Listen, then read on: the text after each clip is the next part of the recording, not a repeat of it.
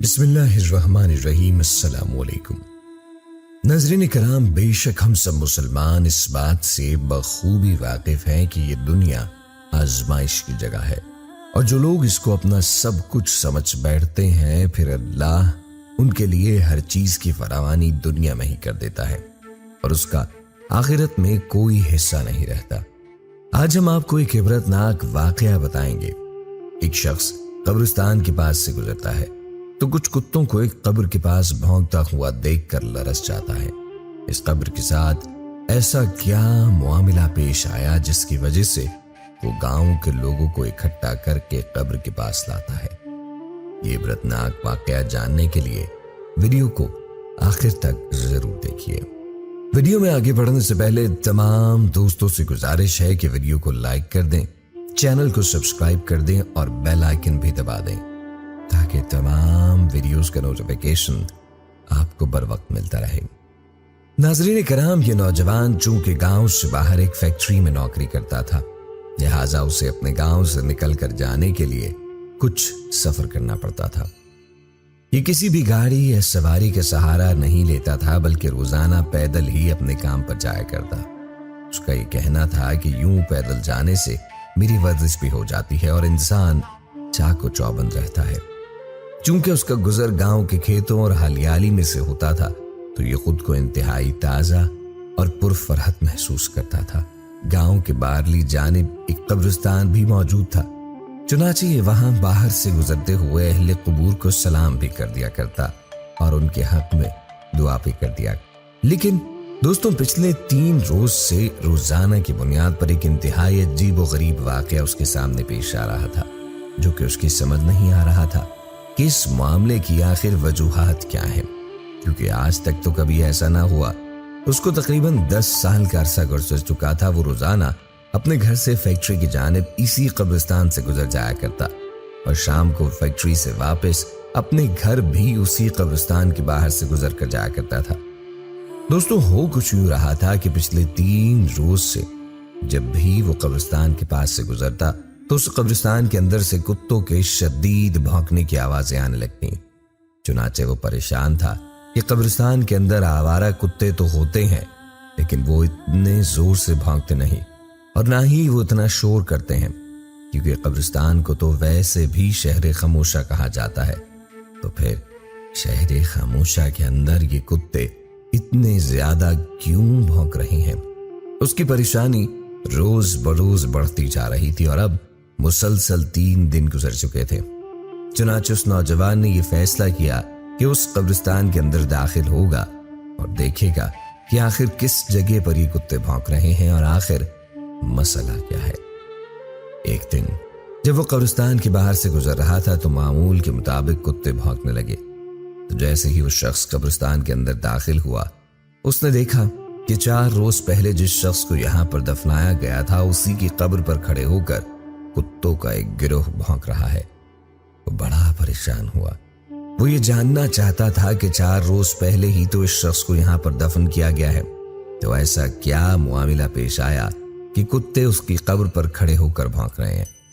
اس نے یہ فیصلہ کیا کہ آج شام گاؤں جا کر وہ بزرگوں کی پنچایت میں اس حوالے سے بات کرے گا اور ان بزرگوں سے بات کرے گا کہ آج سے 4 روز پہلے جو شخص اس دنیا سے چلا گیا تھا اسی کی قبر پر گزشتہ 3 روز سے کتے بھونک رہے ہیں۔ چنانچہ دوستوں، وہ شخص اپنے کام سے فارغ ہو کر واپس اپنے گھر آتا ہے اور آ کر تمام احوال اپنے گاؤں والوں کے سامنے بیان کر دیتا ہے۔ گاؤں کے بزرگوں نے یہ فیصلہ کیا کہ کسی عالم یا مفتی سے اس کے حوالے سے مشورہ لیا جائے اور فتویٰ لیا جائے کہ کیا ایسی صورتحال میں قبر کو کھولنا چاہیے اور کیا ایسے قبر کو کھولنا جائز ہے بھی یا نہیں۔ مولوی صاحبان کے علاوہ ان کے گھر والوں کی اجازت بھی ضروری تھی، تو وہ تمام بزرگ اس کے گھر پہنچے اور وہاں پہنچ کر سارا ماجرا بیان کیا کہ اس طرح سے پچھلے 4 روز سے کتے کے بھونکنے کی آوازیں آ رہی ہیں، تو قبر کو کھول کر دیکھنا چاہیے کہ آخر ماجرا کیا ہے۔ تو اس شخص کے بھائی نے کہا کہ اگر آپ کھول کر دیکھنا چاہتے ہیں تو دیکھ سکتے ہیں، ہماری طرف سے اجازت ہے، البتہ ہم آپ کے ساتھ نہیں جائیں گے۔ آپ اکیلے جا کر اس کی قبر کشائی کر سکتے ہیں اور دیکھ سکتے ہیں کہ اندر کیا معاملہ پیش آ رہا ہے۔ بظاہر یہ لوگوں کے لیے بڑی حیرانی کی بات تھی کہ ایک بھائی اپنے ہی سگے بھائی کی قبر کشائی کے موقع پر وہاں موجود نہ ہونے کے حوالے سے کہہ رہا تھا۔ لوگوں نے اس بات پر زیادہ توجہ دینے کے بجائے یہ سوچا کہ پہلے قبر کو کھول کر دیکھ لیا جائے۔ ہو سکتا ہے کہ وجوہات سامنے آ جائیں، اور یہ بھی ہو سکتا ہے کہ دونوں بھائیوں کی آپس میں انبن ہو، جس کے باعث اس نے ایسا بیان دیا ہے۔ اب گاؤں سے ایک بڑا ہجوم قبرستان میں موجود تھا اور کھدائی کا سامان بھی آ چکا تھا، لہٰذا یہ فیصلہ کیا گیا کہ اب قبر کشائی کی جائے۔ اس قبر کے کھولنے کا کام شروع کیا گیا تو وہ کتے جو گزشتہ 3 روز سے یہاں کھڑے ہو کر بھونک رہے تھے وہ بھی ارد گرد موجود تھے اور مسلسل آس پاس منڈلاتے رہے۔ جیسے ہی قبر کو کھولا گیا تو ایسا حیران کن اور دہشت ناک منظر سامنے آیا کہ جس نے سب کے ہوش اڑا دیے۔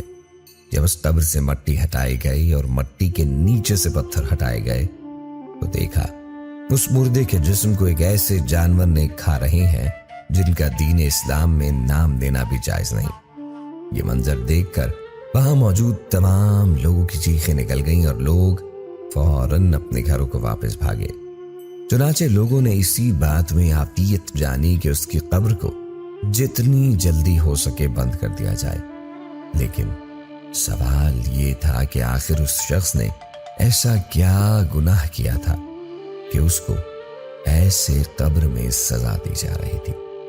اب دوبارہ سے اہل علاقہ اور اہل گاؤں اکٹھے ہوئے اور اس شخص کے گھر پر دوبارہ گئے، دستک دی اور سوال کیا کہ تمہارے بھائی نے آخر ایسا کیا کیا تھا جس کے باعث اس پر اتنا سخت عذاب نازل ہوا کہ اس کے مرنے کے بعد صرف 3 دن کے اندر ہی اس کی قبر کے اندر اسے جانور کھا رہے تھے اور اس کی قبر کے اوپر کتے کھڑے بھونک رہے تھے۔ وہ شخص کہنے لگا، میں جانتا تھا کہ آپ کی آنکھوں کے سامنے ایسا ہی کوئی منظر آئے گا، اسی لیے میں نے آپ کے ساتھ جانے سے انکار کیا، کیونکہ میں اس کی وجہ جانتا ہوں۔ لوگوں نے سوال کیا کہ بتاؤ آخر اس کی وجہ کیا ہے؟ تو اس نے کہا، میرا بھائی شریف آدمی نہ تھا، وہ دراصل ایک شرابی آدمی تھا جو کہ سارا دن شراب کے نشے میں دھت رہتا، نہ اسے گھر کی پرواہ اور نہ گھر والوں کی پرواہ۔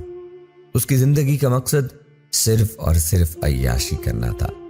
وہ شراب پی کر اپنے رشتوں کے تقدس کو پامال کرتا تھا، یہاں تک کہ وہ ماں کو گالیاں دیتا تھا اور باپ کو بھی مارتا تھا، اور جب کبھی اسے نشہ خریدنے کے لیے پیسے نہ ملتے تو وہ اپنی بہن کو بیچنے کے لیے بازار تک لے جایا کرتا تھا۔ یہ اس کے وہ گناہ تھے کہ جس کی وجہ سے آج وہ قبر میں اتنے سخت عذاب کا شکار ہے، اور ہم جانتے تھے کہ اس کا انجام یہی ہونے والا ہے۔ تو دوستو، آج کے اس واقعے کے بعد آپ کو یقیناً اس بات کا ادراک ہو چکا ہوگا کہ شراب نوشی اور دیگر نشے جتنے بھی ہیں وہ کتنے برے ہیں، کہ انسان اگر انہیں دنیا میں اس طرح سے کرتا ہے تو مرنے کے بعد اسے کتنے سخت عذاب میں مبتلا ہونا پڑتا ہے۔ ناظرین گرامی، اس واقعے سے ہمیں پتہ چلتا ہے کہ دین اسلام نے شراب نوشی کو کیوں حرام قرار دیا، کیوں اسے اتنا دور رہنے کا حکم دیا۔ اسلام میں بتایا جاتا ہے کہ جو شخص حالت نشے میں ہو، جو شراب پی لیتا ہے، 40 روز تک اس کی نماز قبول نہیں ہوتی۔ تو اس سے اندازہ لگا لیجئے کہ یہ نشہ کس قدر آپ کے لیے مہلک ہے، نہ صرف آپ کی صحت کے لیے بلکہ مسلمان ہونے کے ناطے ہماری آخرت بھی برباد ہو جاتی ہے۔ مرنے سے ہر کوئی ڈرتا ہے، لیکن موت ایک اٹل حقیقت ہے اور یہ آ کر رہے گی، اور اس کے بعد جو جب سے پہلا اور مشکل مرحلہ ہے وہ قبر کی منزل کا ہے۔ قبر کی منزل بہت مشکل ہے۔ قبر جو ہے نا، وہ جنت کے باغوں میں سے باغ ہے اور جہنم کے گڑھوں میں سے ایک گڑھا۔ بس جو نیک کام کر گئے وہ کامیاب ہو گئے، اور جو لوگ اس دنیا میں برے کام کرتے رہے، غنڈہ گردی، چوری، چغلی، شراب نوشی اور دیگر گناہ کرتے رہے، تو ان کے لیے یہ قبر جہنم کے گڑھوں میں سے ایک گڑھا ہے۔ دوستو آئیے اللہ سے دعا کرتے ہیں کہ اللہ تبارک و تعالی ہمیں ثابت قدم رہنے کی توفیق عطا فرمائے، جو طور طریقے اللہ نے اور اللہ کے رسول صلی اللہ علیہ وآلہ وسلم نے بتائے ہیں انہی پر عمل کرنے کی توفیق عطا فرمائے۔